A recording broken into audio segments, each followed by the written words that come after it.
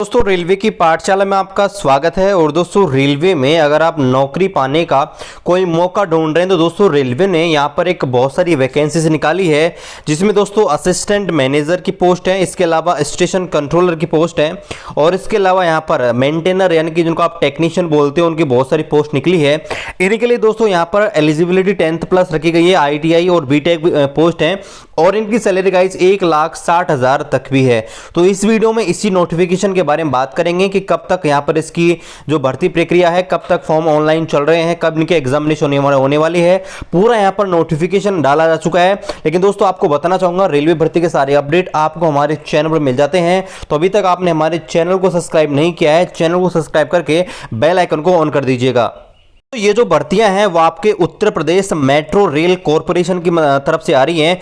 अब देखो मेट्रो का नाम सुन के ही ना आप में से बहुत सारे लोग ये सोच रहे होंगे कि ये प्राइवेट है, इसका आप क्यों वीडियो बना रहे हो। लेकिन दोस्तों ये इंडियन रेलवे का एक पार्ट है। देखिए यहाँ पर देखिए आप स्पष्ट रूप देख सकते हैं कि जो इंडियन रेलवे है उसमें 50-50% इनकी ओनरशिप है अभी भी, यानी कि आपके गवर्नमेंट ऑफ इंडिया और आपके गवर्नमेंट ऑफ उत्तर प्रदेश है, इनकी तरफ से 50-50% आपका जो उत्तर प्रदेश का जो रेलवे कॉरपोरेशन चल रहा है मतलब मेट्रो, इसमें आपके गवर्नमेंट ऑफ इंडिया का 50% शेयर है और उत्तर प्रदेश का 50% शेयर है। यानी कि एक प्रकार से आप इसको लिमिटेड बोल सकते हो, लेकिन ये आपके है गवर्नमेंट ऑफ इंडिया के अंडर ही, ये किसी प्रकार की प्राइवेट जॉब नहीं है। अब देखिए पहली बात तो मैं आपको बता दूं इंपॉर्टेंट डेट्स यहां पर देखिए, ये जो नोटिफिकेशन था ये आपके 3 मार्च को आया था और इसके जो फॉर्म है वर्तमान में चल रहे हैं 11 मार्च से लेकर, और आपके देखिए ये जो आपके फॉर्म चल रहे हैं 11 मार्च से चल रहे हैं और लास्ट डेट आपकी है 2 अप्रैल आपकी देखी गई है। 2 अप्रैल तक आप इसको फॉर्म भर सकते हो। यहां पर एडमिट कार्ड है, यहां पर देखिए गाइस बहुत अच्छी खबर है, इन्होंने एग्जाम डेट पहले ही अनाउंसमेंट कर दी है ना। तो यहां पर देखिए आपको बता रहा है कि आपका जो 10 अप्रैल है, 10 अप्रैल को गाइस आपके एडमिट कार्ड है यहां पर डाउनलोड होना शुरू हो जाएंगे। और इन्होंने टेंटेटिवली जो डेट रखी गई है अपनी जो एग्जाम लेने की CBT 1 की, वो गाइस 17 अप्रैल रखी गई है, यानी कि अभी जस्ट आपके मान के चले कि 1 महीना भी नहीं है, इतना टाइम इन्होंने रखा गया। चलिए यहाँ पर पूरा नोटिफिकेशन पढ़ लेते हैं और मैं आपको पूरी चीज़ यहाँ पर बताऊंगा, क्योंकि बहुत सारी चीज़ें हैं आपको यहाँ पर ध्यान रखनी है। फॉर्म भरते टाइम पे पूरी एलिजिबिलिटी के साथ पूरा आप इस नोटिफिकेशन को मैं आपके सामने बताता हूँ।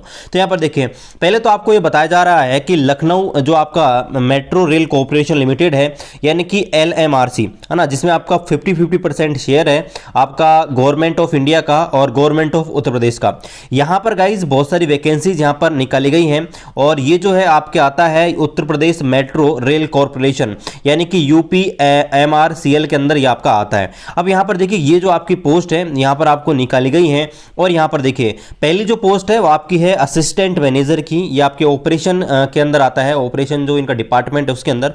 और यहाँ पर देखिए ये इनका ग्रेड पे रहने वाला है, इनकी जो ग्रेड पे है वो अलग चलता है। जो गवर्नमेंट ऑफ इंडिया का CPC चलता है ना 7th CPC, वो वाला नहीं है, इनका अलग से चलता है जिसका नाम है IDA है ना। तो उसके अंतर्गत यहां पर गाइस 50,000 से और 1,60,000 तक की इनकी सैलरी होने वाली है, यानी कि इनिशियल पे 50,000 होगा और मैक्सिमम 1,60,000 तक का हो सकता है। और इसके अलावा आपको पता होगा जो अलाउंस वगैरह है वो तो अलग चीज है। इसके अलावा यहां पर देखिए ये जो वैकेंसीज आप देख सकते हैं 6 वैकेंसी हैं और यहां पर अलग अलग कैटेगरी के अलग अलग की गई है। यहां पर जो आपको एलिजिबिलिटी है वो BE BTech मांग रहे हैं और एज आप देख सकते हैं, एज आपके लिए है 21 से 28 साल के बीच आपको होना चाहिए। और जो आपके पास डिग्री है टेक्निकल डिग्री, वो में 50% मार्क्स होने चाहिए आपके जो SC ST के लिए और 60% होने चाहिए आपके OBC और UR के लिए। दूसरी जो वैकेंसी यहां पर देखिए यहां पर है स्टेशन कंट्रोलर की, इसमें 186 पद हैं है ना। अब देखिए आप ये मत सोचिए कभी भी जो पदों की भर्ती है ना, आप कभी भी पदों की संख्या से अंदाजा मत लगाइए, क्योंकि बहुत सारे लोग होते हैं वो कम पदों पर भर्तियों को भरते ही नहीं है ना। तो यहां पर देखिए दूसरी वैकेंसी है स्टेशन कंट्रोलर और कम टिकट ऑपरेशन, और इसकी देखिए जो सैलरी होने वाली है यहां पर 67,300 होने वाली है, 67,000 और वो 67,300 सैलरी होने वाली है। और यहां पर देखिए आपके पास डिप्लोमा होना चाहिए इसके लिए, ठीक है, यहां पर आपको बता रखा है कि डिप्लोमा होना चाहिए। और यहां पर देखिए इसके अलावा आपको बोल रखा है गवर्नमेंट रिकॉग्नाइज यूनिवर्सिटी इंस्टीट्यूट, इससे आपके 60% यानी कि आप हो सकता है इसमें आपको ग्रेजुएशन भी मांग रहा है, इससे भी आप इसको भर सकते हो। यहाँ पर आपका मेडिकल स्टैंडर्ड आपको ध्यान रखना है, A1 मेडिकल स्टैंडर्ड होना चाहिए। और यहाँ पर देखिए इसमें जो मेडिकल स्टैंडर्ड है वो आपका एक्सिक्यूटिव टेक्निकल, यानी कि आप मान सकते हैं कि A2 एंड बिलो इसमें इसके अंदर मांगा गया है। अगली जो कैटेगरी आपके मेंटेनर की है, मेंटेनर को आप टेक्नीशियन मान सकते हो, है ना, एक प्रकार से। और यहाँ पर देखिए यहाँ पे जो सैलरी है ना 19,500, है ना, 19,500 से 39,900 तक की है। और यहाँ पर देखिए B1 कैटेगरी यहाँ पर इनका मेडिकल स्टैंडर्ड मांगा गया है। और यहाँ पर देखिए यहाँ पर ITI मांगी गई है। देखिए कौन कौन से ट्रेड में, यहाँ पर देखिए ये आपका इलेक्ट्रिकल ट्रेड में है, ये आपका इलेक्ट्रॉनिक मैकेनिकल में है, और यहाँ पर देखिए ये आपका फिटर ट्रेड में ये वैकेंसीज आई हुई हैं। अब देखिए यहाँ पर कुछ इंपॉर्टेंट बातें हैं जो आपको ध्यान रखना चाहिए। जो भी कैंडिडेट है जिनके पास हायर क्वालिफिकेशन है वो यहाँ पर बिल्कुल इनमें भर सकते हैं। एक चीज़ और आपको ध्यान रखनी है कि जो रिजर्वेशन दिया गया है यूपी गवर्नमेंट में, जो रिजर्वेशन चलता है उसके आधार पर आपको रिजर्वेशन दिया जाएगा। यहाँ पे आपको बता रहा है कि एक कैंडिडेट होता है एक से ज़्यादा भर्ती प्रक्रिया के लिए अपना फॉर्म भर सकता है, यानी कि आप एक से ज़्यादा सीट के लिए भी फॉर्म भर सकते हो। लेकिन आपको एक चीज़ ध्यान रखनी है कि आपकी जो एग्जाम है ना, मान लीजिए आपने स्टेशन कंट्रोलर का भर दिया, मान लीजिए मैं आपको एग्जाम्पल क्यों बताऊं, आपने इसका भी भर दिया और इसका भर दिया। अब मान लीजिए इसकी एग्जाम उसी तारीख को हो गई और इसकी एग्जाम भी उसी तारीख को हो गई, तो ये आपकी रेस्पॉन्सिबिलिटी खुद की है। मतलब ये आपका जो मेट्रो कॉरपोरेशन है उसकी कोई जिम्मेदारी नहीं है। आप फॉर्म भर सकते हो, लेकिन जो एग्जाम जब आपकी होगी ना तो आपको ध्यान रखना है आपकी एग्जाम सिटी अलग अलग शहरों में एक ही दिन हो सकती है, तो ये आपको ध्यान रखना है। आगे यहाँ पर बोला गया है कि जो भी कैंडिडेट होंगे उनको लखनऊ, कानपुर, आगरा यहाँ पर आपको पोस्टिंग दी जाएगी, जो कि आपके यूपी के अंदर है। आपको यहाँ पर बोला गया है जो भी कैंडिडेट है जिनके पास एजुकेशन क्वालिफिकेशन है ये वाले आपके फॉर्म भर सकते हैं। और एक चीज़ यहाँ पर वेरी वेरी इंपॉर्टेंट बताई गई है, मान लीजिए किसी कैंडिडेट के पास BE और BTech है या डिप्लोमा है, वो गाइज ITI की जो पोस्ट है उन पर यहाँ पर अप्लाई नहीं कर सकते हैं। यानी कि ये जो पोस्ट है ना, लास्ट की मैं आपको दिखा रहा हूँ, ये 3 पोस्ट हैं, इन पर आपके जो BTech वाले हैं और आपका BE, इसके अलावा जो डिप्लोमा वाले हैं, इन तीनों वैकेंसीज पर फॉर्म नहीं भर सकते। ऊपर वालियों पे भी भर सकते हैं, ये ध्यान रखना, नीचे वाले में नहीं भर सकते, ITI होना जरूरी है। अब देखिए यहां पर एक ही चीज के बारे में बात करते हैं। सबसे पहले यहां पर बोल रखा है क्वालिफिकेशन, तो क्वालिफिकेशन मैंने आपको बता दिया है।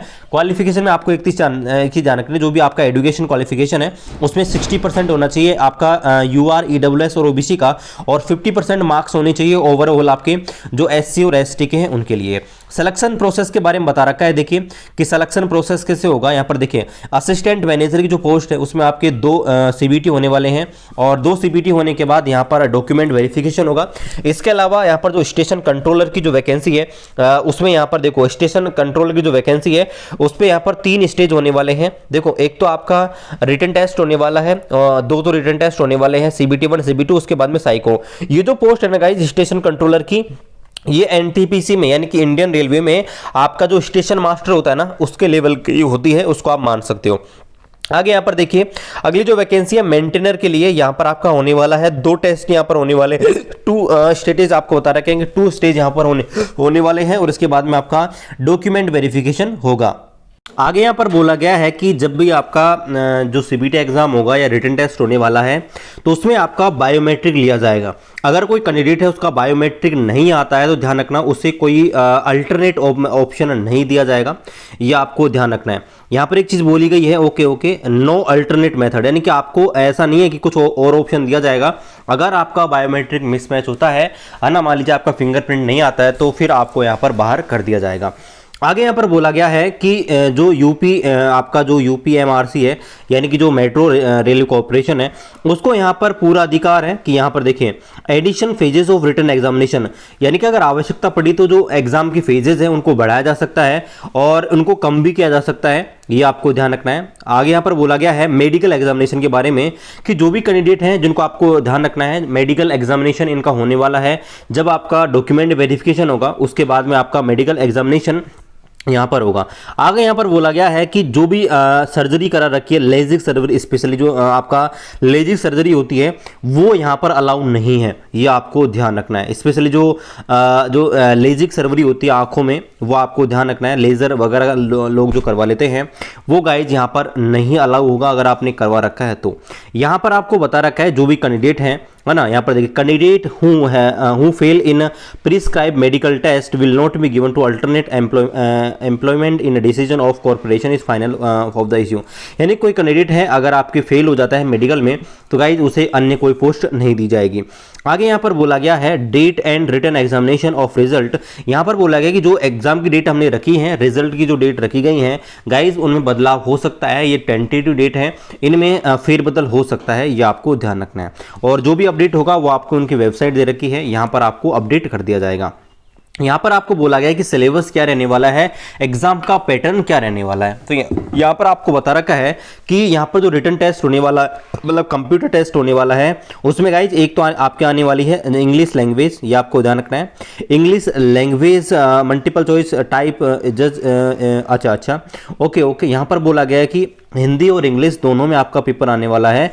तो अगर यहाँ पर कोई क्वेश्चन है, क्वेश्चन में अगर कोई टाइपिंग एरर होता है तो आपको ध्यान रखना है सिर्फ इंग्लिश लैंग्वेज को ही सेलेक्ट करना है। अब देखिए यहाँ पर सिलेबस है ना, सेम वही है जो रेलवे का होता है, इसलिए मैंने आपको ये वाली पोस्ट, ये वाली जो वैकेंसी के बारे में बताया है, यानी कि सिर्फ वही सेम सिलेबस है जो अपनी एनटीपीसी का है ना, वही सेम सिलेबस है। जैसे आपका देखो जीके आने वाला है, लॉजिकल एलिजिबिलिटी जिसको आप रीजनिंग बोलते हो वो, और आपका देखिए क्वांटम एप्टीट्यूड जिसको आप मैथमेटिक्स बोलते हो, यानी कि वही आने वाला है। मैथ्स, रीजनिंग और आपका जीके यानी करंट अफेयर, ये सेम आने वाला है। तो आप प्रिपरेशन तो कर ही रहे हो गाइस, इसका फॉर्म भर देना। जो स्पेशली जो यूपी वाले स्टूडेंट हैं वो तो गाइस इसको भर ही देना। आगे यहाँ पर बात करते हैं कि जो पेपर होने वाला है, यहाँ पर देखिए जो आपकी कैटेगरी, ये आपको कैटेगरी दी गई थी ऊपर E01 और NE01, इनके लिए 140 क्वेश्चन आने वाले हैं। और आपके जो NE02 NE04 हैं उनके लिए यहाँ पर 100 मार्क्स होने वाले हैं। यहाँ पर देखिए 100 क्वेश्चन, यहाँ पर कैटेगरी का नाम दिया गया है। देखिए ये कैटेगरी है, यहाँ पर देखिए NE02 NE03 ये नाम दिए गए हैं, तो इसके आधार पर इनको आप देख सकते हैं, ठीक है। अब देखिए आगे यहाँ पर देखिए, आगे यहाँ पर बोला गया है कि एग्जाम सेंटर्स जो है, एग्जाम सेंटर्स जो हैं वहाँ पे आपको ध्यान रखना है। एग्जाम सेंटर होंगे यूपी के अंदर ही होंगे, जैसे आपका लखनऊ है, कानपुर है, आगरा, प्रयागराज, वाराणसी, गोरखपुर, ये जो शहर हैं इनमें आपके एग्जामिनेशन होने वाली है। आगे यहाँ पर बोला गया है कि कैंडिडेट मस्ट कैरी, जो भी कैंडिडेट हैं जो यहाँ पर एग्जाम देने आए वो अपना admit card, passport size photo, same वही जो आपने फॉर्म भरे थे उस टाइम पे, अपना आईडी कार्ड है ना, वो वगैरह आपको लेके आना है। और जब आपका रेलवे में सिलेक्शन हो जाता है तो आपको अपना कैरेक्टर सर्टिफिकेट भी शो करना होगा।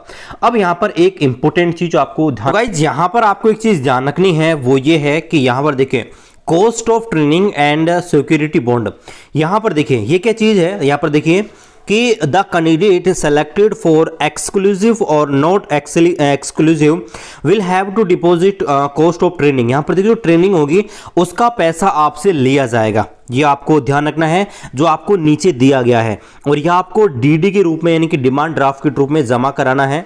यहाँ पर देखिए, यहाँ पर बोला गया है, ये देखिए जो पोस्ट का कोड लिखा गया है E01, इसके लिए आपको 94,400 दिए जाएंगे।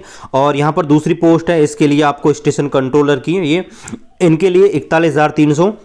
और आपकी जो मेंटेनर की पोस्ट है इसके लिए 23,600 आपको देने पड़ेंगे गाइस, ये आपको यहाँ पर क्लियरली ध्यान रखना है।